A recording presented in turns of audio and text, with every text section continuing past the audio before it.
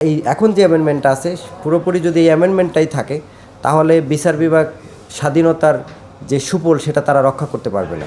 বিচার বিভাগ নিয়ে আসলে বিচার বিভাগের বর্তমানে এই যে স্বাধীন যে বিচার বিভাগটা সেটা আমাদেরও একটা প্রত্যাশা ছিল দীর্ঘদিনের। আমরা খুব আশাবাদী ছিলাম যে আসলে স্বাধীন বিচার বিভাগ হলে আমরা যেহেতু আইনজীবীরা তো স্বাধীন বিচার বিভাগ চাবে, প্রত্যাশা করবে, এটা স্বাভাবিক বিষয়। স্বাধীন একটা বিচার বিভাগের একটা পার্ট অ্যাজ এ লয়ার হিসাবে। কিন্তু আপনার স্বাধীন বিচার বিভাগ গত 1.5 বছর আমরা অলরেডি দেখেছি যে স্বাধীন বিচার বিভাগের কর্মকাণ্ড। তো আমরা আসলে বাঙালি যেটা আর কি 71-এর স্বাধীনতাই তো তেমন রক্ষা করতে পারিনি, বারবার রক্ষা করতে যেয়ে আমরা হোঁচট খাই। তো স্বাধীন বিচার বিভাগও গত 1.5 বছরে যা করেছে, মানে স্বাধীনতা দিয়ে দেওয়ার পরে তারা রাজনীতির সাথে জড়িয়ে গেছে। তারা নিজেদের এত অতি স্বাধীনতা তারা পেয়েছে। আমার প্র্যাকটিসিং এক্সপিরিয়েন্স থেকে আমি বলছি, নিম্ন আদালতের বিচারকরা মানে এতটাই স্বাধীনতা পাইছে, কারণ তাদের যে মেনটেন যে করবে এখানে স্বাধীন, এখানেও তারা দেখা গেল যে কোনো কমপ্লেইন বা ইনভেস্টিগেশন যে তারা কি করতেছে না করতেছে এই বিষয়গুলো ওইভাবে অবজার্ভ করার মতো তাদের কেউ নাই, বা ওইরকম কোনো অবস্থা এখনও তৈরি হয় না, যেহেতু হয়তো বা নতুন সচিবালয় তারা করেছে, তারা পারতেছে না। সো স্বাধীনতাটা আসলে তাদের একটু বেশি হয়ে গেছে। তো এই স্বাধীনতা আসলে সরকারের সাথে যে একটা সামঞ্জস্যতা, এটা আসলে দেশের বিচার প্রার্থীরা এটা পাবে না। দেশের বিচার প্রার্থী যে সঠিক বিচার পাওয়ার আশায় যে বিচার বিভাগ স্বাধীন হয়েছে, সেটা ইতিমধ্যে এই স্বাধীন বিচার বিভাগ ফেল করেছে আর কি, আমি যেটা বলবো। আপনার ঢাকার কিছু ম্যাজিস্ট্রেট কোর্টের বিবরণ বা অভিযোগ, যেহেতু আমি একটু পরিচিত মানুষ, আমার কাছে অনেক সময় অভিযোগ আসে, আমি আগে প্রতিবাদ করতাম, এখন একটু প্রতিবাদ কমাই দিয়েছি। সো একজন ম্যাজিস্ট্রেটের কথা বলি আপনাদেরকে, উনি এখনও ঢাকায় আছেন। উনি বিচার প্রার্থীদেরকে কোর্টের মধ্যে ওপেন আদালতে এজলাসে তুই তাকারি করে ডাকে, এই এদিকে আয়, এদিকে তুই আসছিস কেন, তুই এটা করছিস কেন, এইভাবে কথা বলে।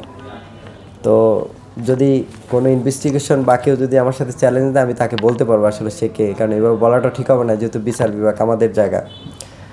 সো আরেকজন বিচারকের কালকে আমি কয়েকদিন আগে দেখলাম একটা প্রতিবেদন আসছে ক্লিয়ার, সরকারও দেখতেছে যে প্রতিবেদনের উপরে ভিত্তি করে, ধরেন 5ই আগস্টের পরে অনেক মামলা হয়েছে, আপনারা জানেন বৈষম্যের মামলা। তো বৈষম্যের মামলায় কিন্তু যেহেতু আসলে দল করি, তারপরও সত্যটা বলতে হয়। আমিও জুলাই যোদ্ধা একজন, জুলাই আন্দোলনে ছিলাম, দীর্ঘ 17 বছর অত্যাচারিত ছিলাম। আপনারা সেটা অনেকেই জানেন মিডিয়ার কল্যাণে, বা দেখেছেন, এখনও ইউটিউবে নিউজে অনেক কিছু আছে, সার্চ দিলে আমার নামে সার্চ দিলে সব চলে আসবে। তো জুলাই আগস্টের যে হত্যা মামলাগুলো হয়েছে সেখানে অনেকেই আসলে ইনভলভ হয়েছে, নিরীহ অনেকে ইনভলভ হয়ে গেছে।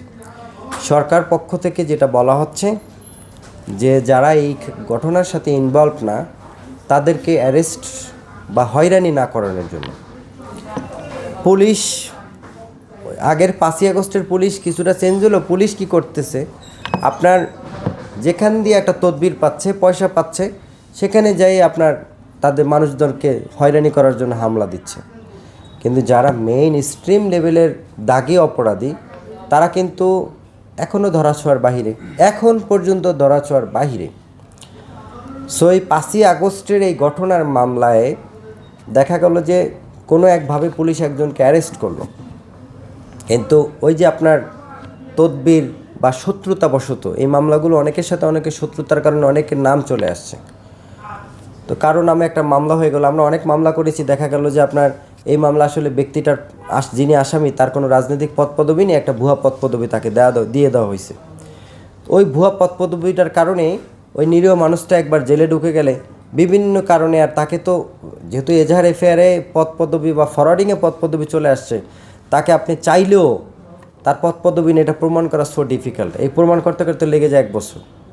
1 বছর পরেও যদি আপনার কোনোভাবে একটা প্রতিবেদন আসে, পুলিশের প্রতিবেদন, সেই প্রতিবেদন ম্যাজিস্ট্রেট সাহেবগণ আবার এরা বলে যে না, এটার মধ্যে সম্ভবত ঘাপলা আছে।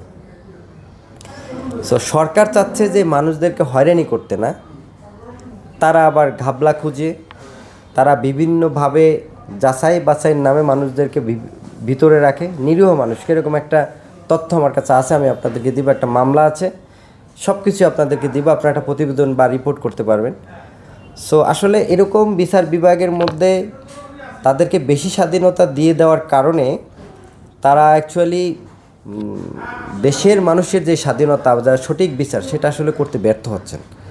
সুতরাং তাদেরকে একটা গাইডলাইনে রাখার জন্য, সরকারের সাথে সামঞ্জস্যপূর্ণ রাখার জন্য বিচার বিভাগ যেভাবে চলেছিল ঠিক সেভাবে চলুক। কারণ আগে কিন্তু চাইলে কিন্তু আইন মন্ত্রণালয় চাইলেই কিন্তু, সরকার চাইলেই কিন্তু একজন বিচারককে বদলি করতে পারতো না, তারা সুপ্রিম কোর্টকে সুপারিশ করতো যে কে বদলি করা যায়। সো এখন যেটা হচ্ছে সেটা হলো আপনারা দেখবেন যে একটা বিচারকের বিরুদ্ধে কোনো একটা কমপ্লেন আসলো বা একটা কিছু, তারা তাদের সাংগঠনিক বা তাদের যে বিচার বিভাগের সংসদ যেটা হয়েছে আর কি, সচিবালয়, সেইখান থেকে তারা নিজেরা উদ্যোগ না নিলেও কোনোভাবে কোনো তথ্য আসলো তারা কিন্তু বদলি করছে না বা তারা কোনো শাস্তিমূলক ব্যবস্থা নিচ্ছে না। এরকম অনেক উদাহরণ আছে। সো এটা সরকারের আসলে বিষয়। বিচার বিভাগ স্বাধীনতা হলে আমরা আসলে স্বাধীনতাটা চাই যে স্বাধীনভাবে চলুক। সেক্ষেত্রে অবশ্যই একটা, ওনারা যে আইনটা করে গেছেন, অধ্যাদেশটা করে গেছেন, সেই অধ্যাদেশটার ভিতরে আরও কিছু সংস্কার অ্যামেন্ডমেন্ট করা প্রয়োজন, যাতে করে সরকারের সাথে বিচার বিভাগের একটা সামঞ্জস্য থাকে। এটাই আমি বলবো আর কি, যে সরকারের সাথে বিচার বিভাগের একটা সামঞ্জস্যপূর্ণ অ্যামেন্ডমেন্টটা হোক, অবশ্যই একটা সামঞ্জস্যপূর্ণ। আর এই এখন যে অ্যামেন্ডমেন্টটা আছে, পুরোপুরি যদি এই অ্যামেন্ডমেন্টটাই থাকে, তাহলে বিচার বিভাগ স্বাধীনতার যে সুফল সেটা তারা রক্ষা করতে পারবে না। সেই ৭১-এ আমরা যেরকম বলি যে স্বাধীনতা রক্ষা করাটা আসলে একটা কঠিন বিষয় ছিল, বা স্বাধীনতা অর্জন থেকে রক্ষা অনেক কঠিন, আমরা এখনও রক্ষা নিয়ে ব্যস্ত আছি। সেই বিচার বিভাগের রক্ষাটা নিয়ে আমাদের সবসময় ব্যস্ত থাকতে হবে বা আমাদের সবসময় কথা বলতে হবে।